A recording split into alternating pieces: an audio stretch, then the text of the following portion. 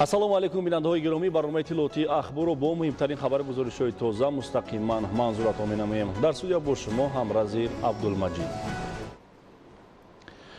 асосгузори сулҳу ваҳдати миллӣ, пешвои миллат, президенти ҷумҳурии Тоҷикистон, раиси анҷумани тоҷикон ва форсизабонони дунё муҳтарам Эмомалӣ Раҳмон дар видеоконференсия бахшида ба гиромидошти хотираи собиқ раиси ҷумҳурии исломии Афғонистон Бурҳониддин Раббонӣ, ки дар шаҳри Лондони Британияи Кабир баргузор гардид, суханронӣ намуданд.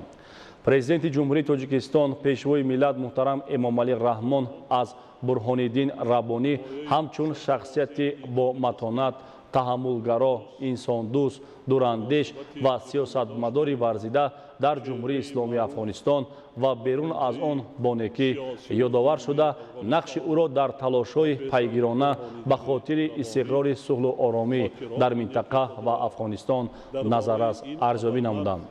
ба таъкиди сарвари давлат муҳтарам Эмомалӣ Раҳмон, солҳои раёсати профессор Раббонӣ яке аз давраҳои мушкилтарини таърихи муосири Афғонистон ба ҳисоб рафта, ӯ муддати 50 сол дар меҳвари равандҳои сиёсӣ, иҷтимоӣ ва фикрии кишвараш қарор дошт. дар идомаи суханронӣ пешвои миллат муҳтарам Эмомалӣ Раҳмон таъкид намуданд, ки Раббонӣ ба унвони як сиёсатмадори шинохта дар раванди сулҳи тоҷикон саҳмгузор буд. бо ёдоварӣ аз муштаракоти зиёди фарҳангиву таърихии ду кишвари ҳамҷавор, сарвари давлат муҳтарам Эмомалӣ Раҳмон изҳор доштанд, ки ҳукумати ҷумҳурии Тоҷикистон ҳамеша дар паҳлӯи ҳукумат ва мардуми ҷумҳурии исломии Афғонистон қарор дошт ва минбаъд низ аз сиёсати сулҳҷӯёнаи ин кишвари дӯсту бародар пуштибонӣ хоҳад кард. Тоҷикистон ҷонибдори истиқрори сулҳ ва рушди иқтисодию зербиноии Афғонистон мебошад, то ки тамоми мардуми ин кишвари бостонӣ дар фазои амну субот ва саодату рифоҳ зиндагӣ намоянд. таъкид намуданд пешвои миллат муҳтарам Эмомалӣ Раҳмон ва изҳори боварӣ намуданд, ки мардуми шарифи Афғонистон, ки чунин шахсиятҳои барҷаста аз қабили профессор Раббонӣ доранд, метавонанд тақдиру ояндаи сарзамини кӯҳантарихи худро ба даст гирифта, ба хотири расидан ба амнияти пойдор, сулҳу суботи устувор ва ободии кишвари худ пайгирона талош намоянд. имрӯз раиси Маҷлиси Миллии Маҷлиси Олии Ҷумҳурии Тоҷикистон, раиси шаҳри Душанбе муҳтарам Рустами Эмомалӣ, ҳайати парламентии Олии Маҷлиси Ҷумҳурии Ӯзбекистонро таҳти сарварии муовини раиси палатаи қонунгузории Олии Маҷлиси ин кишвар муҳтарам Улуғбек Иноятов ба ҳузур пазируфт. дар ҷараёни мулоқот масъалаҳои марбут ба ҳолати кунунӣ ва дурнамои муносибатҳои ҳамкорӣ миёни ҷумҳуриҳои Тоҷикистону Ӯзбекистон мавриди баррасӣ қарор дода шуд. тавре зикр гардид, солҳои охир равобити миёни ҷумҳуриҳои Тоҷикистону Ӯзбекистон ба шарофати иродаи сиёсии роҳбарони ду кишвар, асосгузори сулҳу ваҳдати миллӣ, пешвои миллат, президенти ҷумҳурии Тоҷикистон муҳтарам Эмомалӣ Раҳмон ва президенти ҷумҳурии Ӯзбекистон муҳтарам Шавкат Мирзиёев то рафт густаришу таҳким ёфта, уфуқҳои нав ба навро касб менамоянд. иштирокчиёни вохӯрӣ ба масъалаи рушду инкишофи ҳамкориҳо дар аксар соҳаҳои мавриди назар, бахусус парламентаризм, диққати хос зоҳир намуданд. дар мулоқот таъкид гардид, ки самтҳои афзалиятноки ҳамкориҳо дар бахши парламентаризм бениҳоят фароғ буда, аз ҷумла соҳаҳои сиёсӣ, иқтисодӣ, иҷтимоӣ, гуманитарӣ ва ғайраҳоро фаро мегирад. тазаккур дода шуд, ки таваҷҷӯҳи соҳибкорони ҳар ду кишвар ба ҳамгироӣ ва тавсеяи ҳамкориҳои амалии мутақобилан судманд дар ҳамаи соҳаҳои иқтисодӣ афзоиш меёбад. вобаста ба ин бояд дар мадди аввал механизми фаъолияти амалии гурӯҳҳои дӯстӣ ва ҳамкории байни парламентӣ роҳандозӣ гардад. иштирокдорони мулоқот изҳор доштанд, ки ҷиҳати бо мазмуни нав пурра сохтани ҳамкориҳои байни парламентӣ, ки талаботи замони муосир мебошад, тамоми имконият ва захираҳои мавҷударо сафарбар хоҳанд кард. вохӯрӣ дар фазои ҳамдигарфаҳмӣ комил ва ба таври сӯзанда сурат гирифт. идомаи барномаи тиловати ахбор. 11 октябри соли равон дар ҷумҳурии Тоҷикистон интихоботи президенти ҷумҳурии Тоҷикистон баргузор мегардад. дар ҳавза ва участкаи интихоботӣ оид ба интихоботи президенти ҷумҳурии Тоҷикистон дар шаҳри Душанбе омодагиҳо идома доранд. гузориши хабарнигорони мо. дар ҳавза ва участки интихоботи пойтахти мамлакат шаҳри Душанбе омодагии ҳамаҷониба ба интихоботи президенти ҷумҳурии Тоҷикистон дар сатҳи баланд бароҳ монда шудааст. то ба имрӯз шуору овезаҳои тарғиботӣ насб карда шуданд, ки мардумро ба ин маъракаи муҳими сиёсӣ даъват менамоянд. дар ҳавзаи интихоботи Фирдавсӣ рақами 1 то имрӯз участкаҳо муайян гардида, ҳайати комиссия рӯйхати интихобкунандагонро муайян намуда, шароити мусоиди кориро барои кормандон фароҳам овардааст. дар бинои марказии ҳавзаи интихоботии Фирдавсӣ рақами 1 утоқҳои корӣ бо мизи курсӣ, телефон, интернет, факс, компютер, принтер ва маводҳои канселярӣ таъмин карда шуданд. ин ҳавза бо фарогирии чӯлак участки интихоботӣ ба интихобкунандагон дар рӯзи баргузории ин маъракаи сиёсӣ хизмат мерасонанд.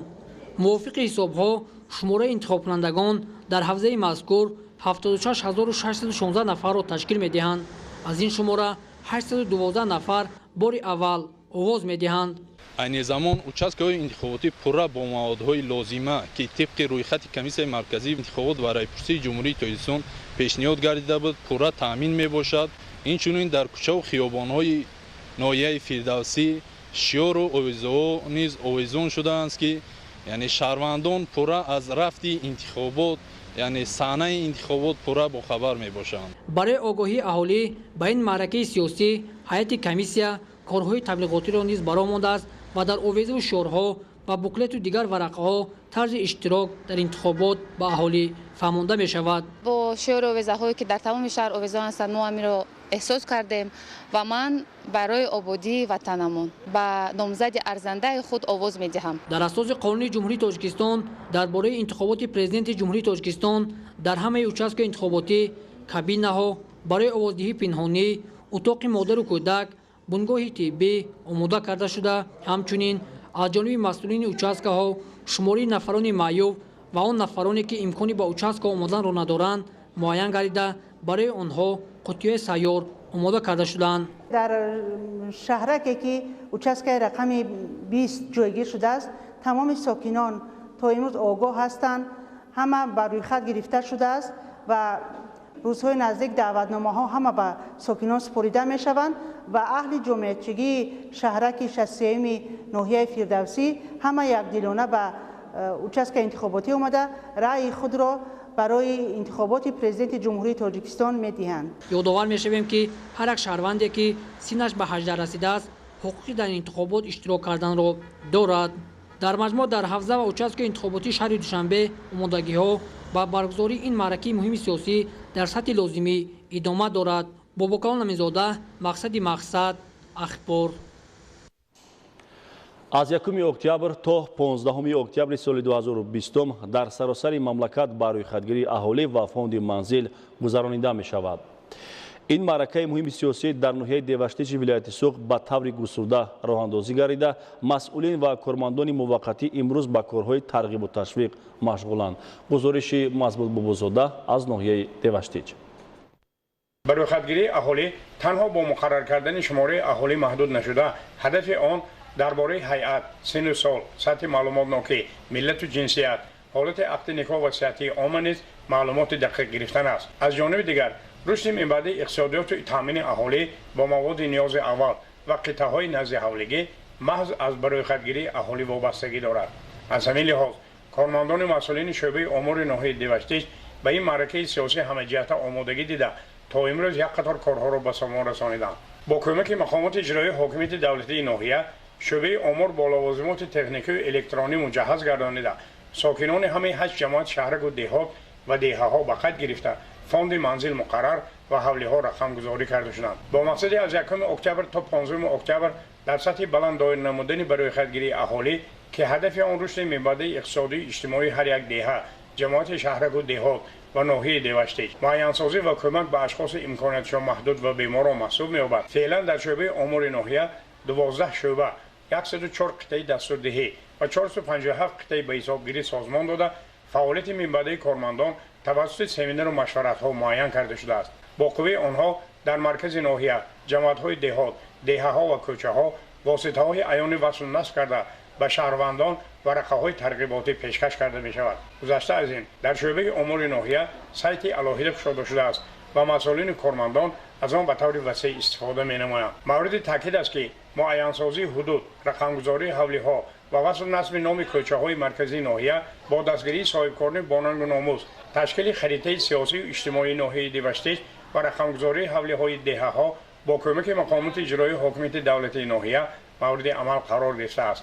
هدف از برگزاری برای خدمتگری اهالی و فوند منزل جمهوری تاجیکستان با ما معلوم است که این معین کردن تعداد اهالی جمهوری، سطح زندگی، تامین بودن با منزل، وضع سلامتی و معین کردن شماره شغلداران و بیکاران، اینجوری معین نمودن سرچشمه زندگانی آنها می باشد. نتیجه های برای خدمتگری اهالی پیش از همه برای تهیه دورنما برای ترقیات من بعده جمهوری استفاده کرده می شود.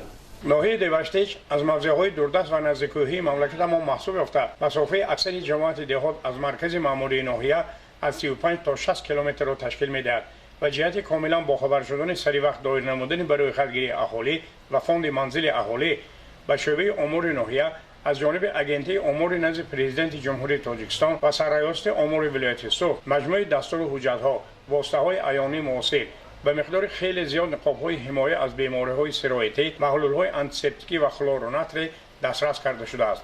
مضبوط بابازاده از ناحیه دیوشتیج برای برنامه اخبار.